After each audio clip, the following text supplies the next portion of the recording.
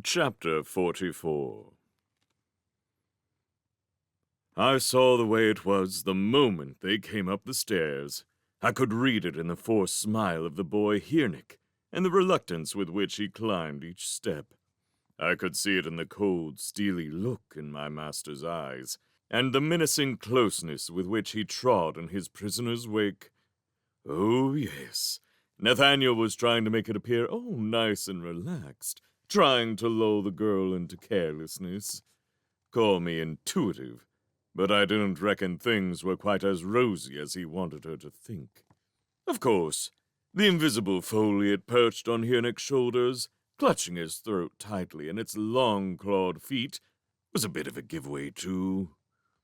Hirnik's hands were pinned to his side by a thin, scaly loop of a tail, so he was unable to speak, cry out, or make any kind of gesture. Thin talons jabbed into his cheeks, encouraging him to maintain his smile. The foliate was busy whispering something in his ear, too, and it is unlikely to have been sweet nothings. But the girl was oblivious to this. She uttered a small cry when she saw Hirnik appear up the staircase, and made an involuntary step forward. My master gave a warning call. "Please stand away, Miss Jones." She stayed where she was, but didn't take her eyes off her friend. "Hello, Jacob," she said. The foliate loosened its claws a little, allowing the prisoner to croak. "Hi, kitty. Are you hurt?" A pause. The foliate tickled Hirnik's cheek warningly. "No." She gave a weak smile. I came to rescue you." A stiff nod was all she got that time. The foliate's claws had reasserted their hold. Hirnik's fake smile was back, but I could see the desperate warning in his eyes. "Don't worry, Jacob," the girl said firmly. "I'll get us out of this." Well, this was all very touching, all very poignant, and I could see the girl's affection for the boy was exactly what my master desired. He was watching their greeting with eager calculations. "I come in good faith, Miss Jones," he said, lying blandly. Hanging invisibly around Hirnik's neck, the foliate rolled its eyes and mouthed a silent chuckle.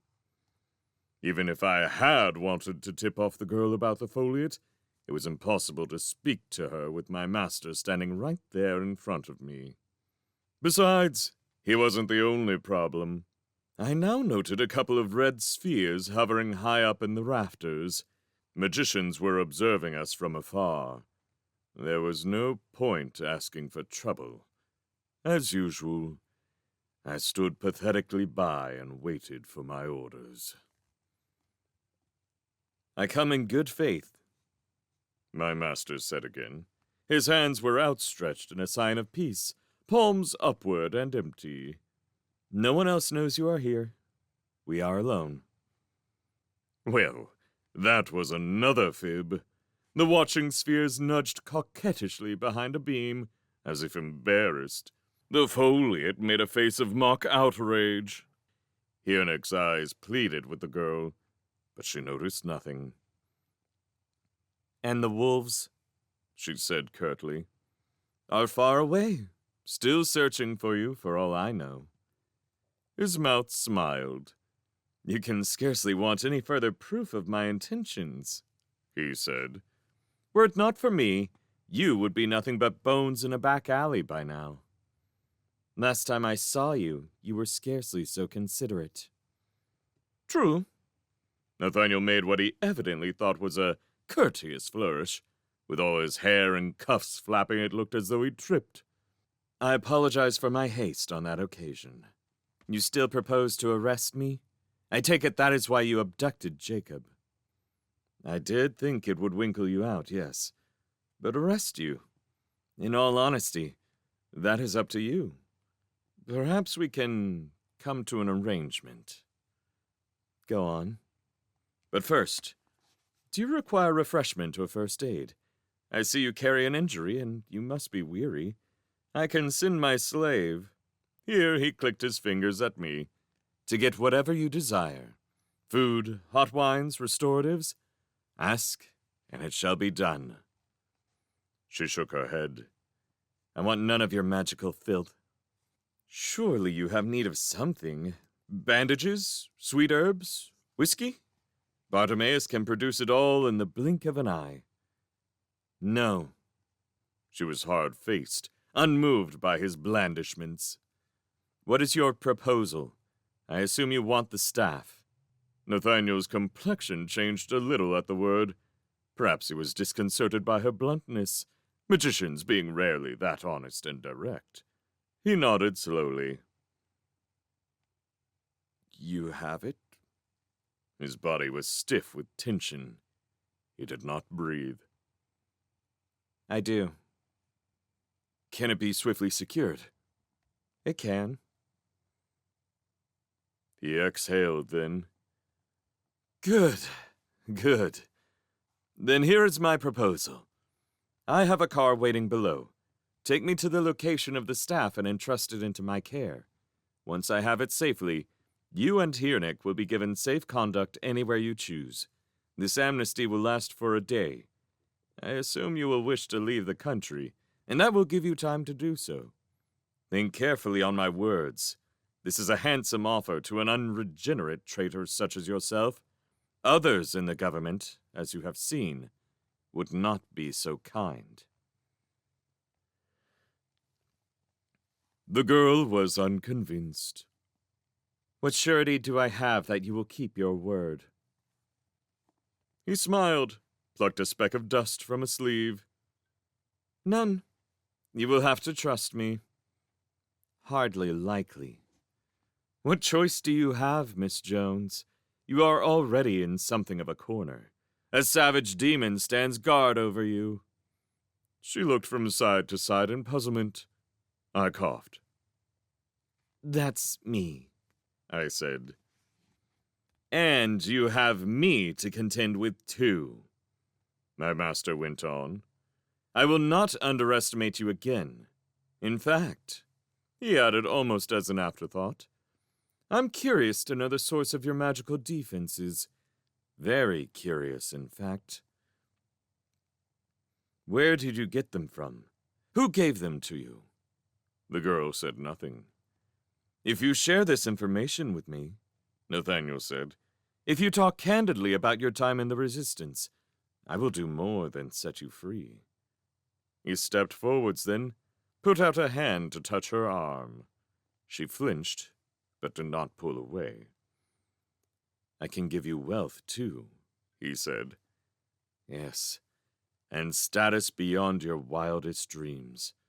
Commoners such as yourself, with brains, bravery, and aptitude to spare, can win roles at the heart of government, positions of real power. That's no secret. You will work daily with the great ones of our society, and learn such things that will make your head spin. I can take you away from the drabness of your life, give you glimpses into the marvelous past, the days when the magician emperors bestrode the world. Then, you can become part of our own great story. When the current wars are won, for instance, we shall establish a renewed colonial office in America, and we'll need intelligent men and women to enforce our will. They say there are vast estates to be won out there, Miss Jones. Tracts of land with nothing on them but beasts and a few savages. Imagine, you as a great lady of the Empire. She moved aside then. His hand dropped from her arm. Thank you, but I do not think that will suit me. He scowled. A pity. What of my first proposal? Do you accept? I wish to talk with Jacob. There he stands. Casually, the magician walked away a short distance. I stepped back too. The girl drew close to Hirnik. Are you truly all right? She whispered. You are so silent. The foliate relaxed its hold on his throat, but flexed its talons before his face as a gentle reminder. He nodded weakly. I'm fine. Fine. I'm going to accept Mr. Mandrake's offer. Do you have anything to say? The weakest of smiles. No, Kathleen. You can trust him. She hesitated, nodded, turned away. Very well, then. Mr. Mandrake, I assume you wish to delay no longer. Where's your car? I will take you to the staff. During the journey, Nathaniel was a ripe old mix of emotions. Excitement, agitation, and downright fear mingled unappetizingly in his countenance. He could not sit still, fidgeting on his seat, turning repeatedly to look out of the back window at the passing lights of the city. He treated the girl with a confusing combination of officious politeness and barely concealed scorn, asking eager questions one minute and uttering veiled threats the next. By contrast, the rest of us in the car were grave and silent. Earnick and Kitty stared rigidly to the front, Earnick with the foliage still entwined about his face, while the chauffeur beyond the glass made stolidity an art form. I, though forced through lack of space to assume the form of a stoic guinea pig, crouched between the girl's boots and the glove compartment, was my usual dignified self. We drove steadily through the London night. There was nothing on the roads. The stars began winking out above the rooftops. Dawn was fast approaching. The car engine hummed drearily.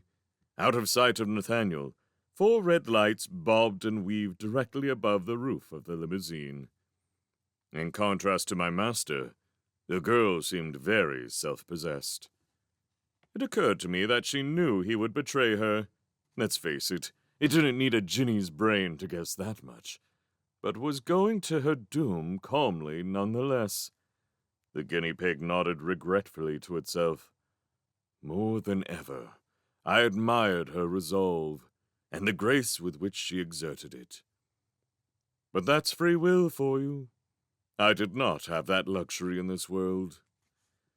Under the girl's direction, we drove south through the center of the city, across the river, and into a down-market region of light industry and commerce, where ramshackle tenement housing rose 3 stories tall. A few hunched pedestrians were already in evidence, stumbling to early shifts. A couple of bored demi-afrits drifted past, and once a portly messenger imp also, laboring under a giant package. At length, we turned into a narrow cobbled lane that ran under a low arch and into a deserted mews. Here.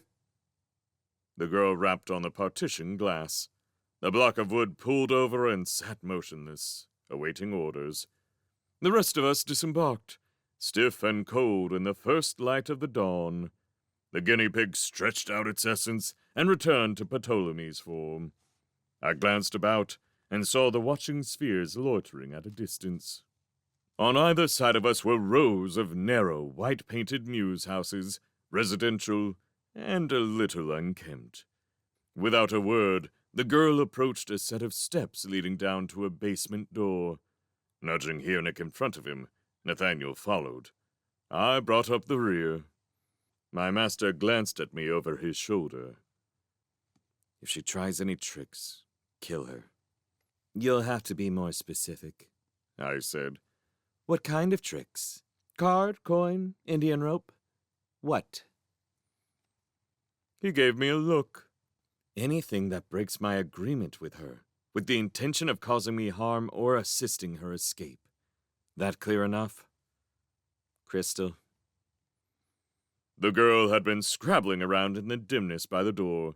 From some crevice or other, she withdrew a key. A moment later, the door scraped open. Without a word, she stepped through. The 3 of us shambled after. We twisted and turned through a series of labyrinthine basements, Kitty, Earnick, Nathaniel, and I, one close after the other, as if doing a slow and dreary conga. She seemed to know her way well enough, flicking light switches on at intervals, ducking under low arches that caused the rest of us to bang our foreheads, never looking back. It was a circuitous route. I began to wonder if my Minotaur guise wouldn't have been more appropriate. Looking back, I saw the glow of at least one sphere trailing in our wake. We were still being observed from afar. When the girl halted at last, it was in a small side room off the main basement. She switched on a meager bulb. The room was empty, except for a pile of logs in the far corner. Water dripped from the ceiling and trickled in rivulets across the floor. Nathaniel wrinkled his nose. "Well?" he snapped. "I don't see anything." The girl stepped over to the logs, extended a foot somewhere into the pile. A squeaking. A section of brickwork swung open beyond her. Shadows yawned. "Stop right there! You're not going in." Leaving Hirnik for the first time, my master hurried forwards to stand between Kitty and the secret door. "Bartimaeus, go inside and report what you find. If the staff is there, bring it out to me." Rather more diffidently than is my wont, I approached the door, erecting a shield about me in case of booby traps. As I drew close, I felt a warning throb on all 7 planes, the indication of powerful magic up ahead. I stuck a tentative head through the hole and looked around. It was little more than a glorified cupboard, a seedy hole half filled with the cheap gimmicks that the girl and her friends had pinched from the magicians. There were the usual glass orbs and metal containers, shoddy stuff all, none of it any good. The exception to this was the item propped casually in the far corner, incongruously fighting for space with a few explosive lances. When I'd seen the staff from afar across the burning roofs of Prague, it had been crackling with a storm's power. Lightning bolts had converged on it from a rent and wounded sky. Its shadow extended across the clouds. A whole city was subjugated before its anger. Now, it was quiet and dusty, and a spider was innocently spinning a web between its carved head and a recess in the wall. Even so, its energy was still latent within it. Its aura pulsed strongly, filling the room, on the higher planes, with the light. Such an object is not to be trifled with, and it was with hooked fingertip and thumb, in the reluctant manner of someone extracting a maggot from an apple, that I carried Gladstone's staff out of the secret storeroom and presented it to my master. Oh, he was happy then. The relief just poured off him. He took it from me and gazed at it, and the aura of the thing lit the contours of his face with a dull radiance. "Mr. Mandrake?" That was the girl talking. She was standing next to Hirnik now, one arm around him protectively. The invisible foliot had swung to Hirnik's opposite shoulder and was eyeing her with profound mistrust. Perhaps it sensed her innate resilience. "Mr. Mandrake," she said, "I have completed my half of the bargain. Now you must set us free." "Yes, yes." My master scarcely looked up from his appreciation of the staff. "Of course, I will make the appropriate arrangements. An escort will be found for you. But first, let us get out of this gloomy place." By the time we emerged, the light of the early morning had begun to spill into the corners of the cobbled mews and shone faintly on the chrome of the limousine on the opposite side of the lane. The chauffeur sat stock still in his seat, gazing out in front. He did not appear to have moved in all the time we'd been gone. Now the girl tried again. She was very tired. Her voice did not carry great hope. "You do not have to escort us from here, Mr. Mandrake," she said. "We can make our own way." My master had just clambered up the steps holding the staff. He did not appear to hear her at first. His mind was far away, dwelling on other things. He blinked, stopped dead in his tracks, and fixed his eyes upon her as if seeing her for the first time. "You made a promise," the girl said. A promise. He frowned vaguely. To let us go. I noticed her subtly shifting her weight onto the front of her feet as she spoke, readying herself for sudden movement. I wondered with some interest what she planned to do. Ah, yes. There might have been a time, a year or two back, when Nathaniel would have honored any agreement he had made. He'd have considered it beneath his dignity to break a vow, despite his enmity with the girl. It may be that, even now, part of him still disliked doing so. Certainly, he hesitated for a moment, as if in actual doubt. Then I saw him glance up at the red spheres, which had emerged from the cellar and were once more hovering above. His eyes went dark. His master's gaze was on him, and that decided matters. He tugged at a cuff as he spoke, but his resemblance to the other magicians was now deeper than such outward mimicry. Promises made to terrorists are scarcely obligatory, Miss Jones, he said. Our agreement is void. You will be interrogated and tried for treason forthwith, and I shall make it my business to escort you to the tower myself. Do not try anything. His voice rose in warning. The girl had slipped a hand into her jacket. Your friend's life hangs by a thread. Sophocles, reveal yourself. The grinning foliage on Hirnik's shoulder shrugged off its invisibility on the first plane, gave the girl an insolent wink, and snapped its teeth beside its prisoner's ear. The girl's shoulders sagged a little. She looked crestfallen. Very well, she said. Your weapon, whatever it is in your coat, bring it out. Slowly. She hesitated. It's not a weapon. Nathaniel's voice grew dangerous. I don't have time for this. Show it, or your friend will lose his ear. It's not a weapon. It's a present. So saying, she drew forth her hand. In her fingers was something small, circular, glinting in the light. A bronze disc. Nathaniel's eyes widened. That's mine! My scrying glass! The girl nodded. Have it back. She flicked her wrist. The disc flew, spinning high into the air. Instinctively, we watched it go. Nathaniel, the foliate, and I. As we watched, the girl acted. Her hands reached out and snared the foliate around its scrawny neck, jerking it backwards off Hirnik's shoulders. It was taken by surprise. Its grip was loosened, its talons snicking in midair, but its slender tail looped round Hirnik's face, fast as a whip, and began to squeeze. He cried out, clawing at the tail. Nathaniel was stepping backwards, following the spinning disc. He still held the staff, but his free hand was stretched out, hoping to catch it. The girl's fingers bore down upon the foliate's neck. Its eyes bulged, its face grew purple. The tail tightened on Hirnik's head. I watched this all with great interest. Kitty was relying on her resilience here, on her power to counteract the foliate's magic. It all depended how strong that resilience was. It was quite possible that the foliate would soon reassert itself, crush Hirnik's skull, and move on to deal with her. But the girl was strong, and she was angry.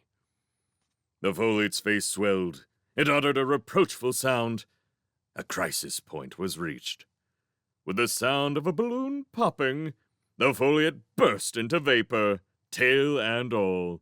It dissipated on the air.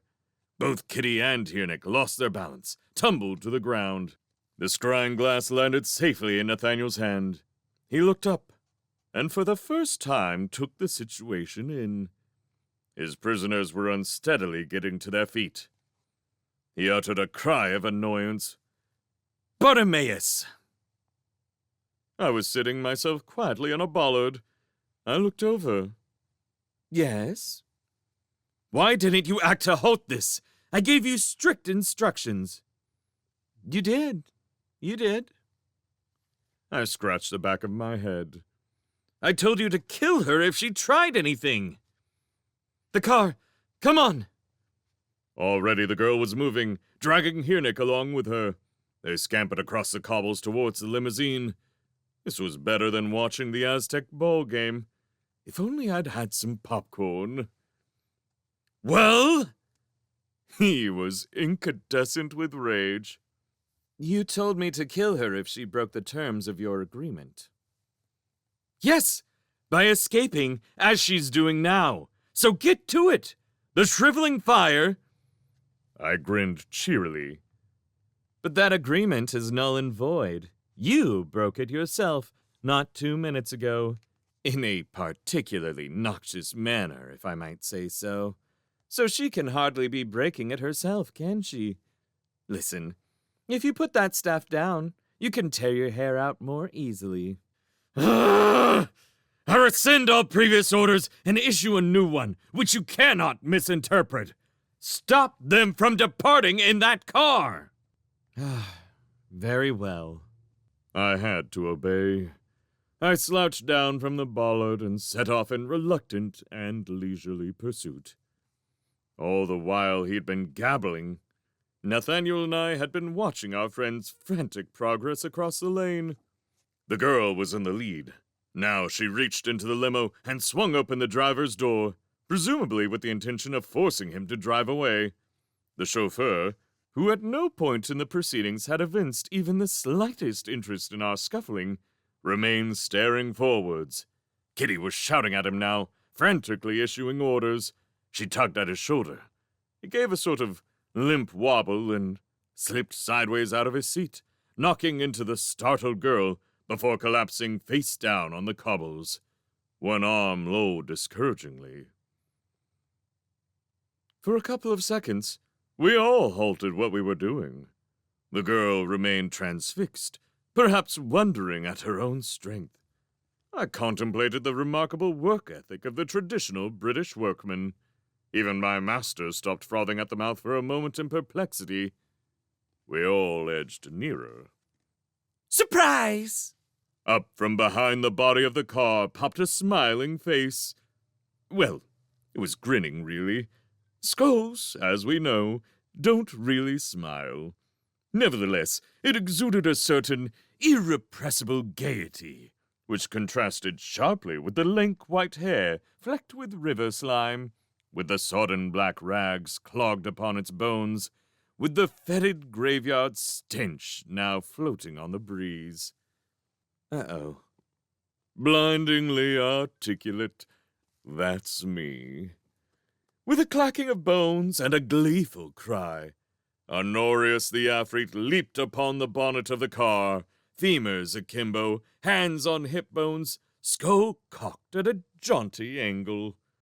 From there, framed by the light of the new sun, he appraised us, one by one.